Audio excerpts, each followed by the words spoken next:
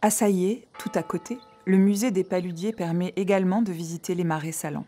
Alors ça y est, donc bon, il y a plusieurs origines du nom du village, hein. Il y a Saliacum, le bourg du sel, hein, qui viendrait du latin. Après, le village de Saillé, il existe lui depuis on a des vestiges jusqu'à l'époque gallo-romaine. Ici, en fait, on est vraiment sur une île.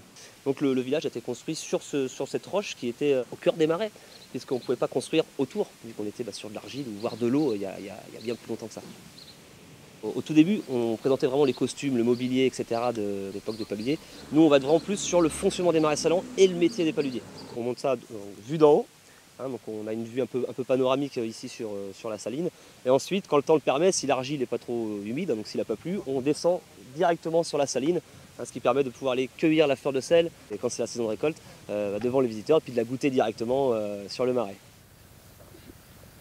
Et donc là, on va avoir des gens qui viennent de tout l'Hexagone, on a même des gens qui viennent d'ici, hein, de Bretagne, et on va avoir des gens du monde entier.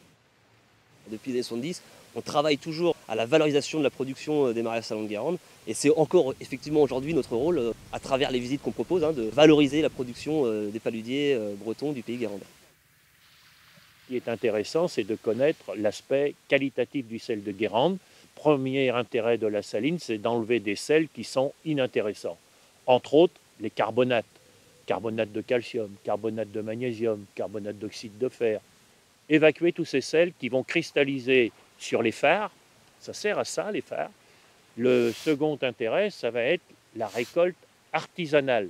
Lorsque, avec son lac, le paludier va faire des vagues, sous l'effet de la vitesse, les cristaux vont comme écorcher l'argile qui constitue le fond du bassin au sein de l'œillet, et cette argile va passer en sédimentation dans l'eau qui va devenir grise, et les cristaux de sel que l'on va extraire, ils sont gris. Parce que dans chaque cristal de sel de Guérande, vous avez une particule d'argile. Mais dans cette particule d'argile, en fonction de l'endroit où il est et en fonction de la saison, vous allez avoir du magnésium, du potassium, du calcium, du bore, etc. Donc, la technique artisanale de récolte ajoute, du fait du paludier lui-même, des oligo-éléments, pour faire simple, ce sont souvent des éléments minéraux.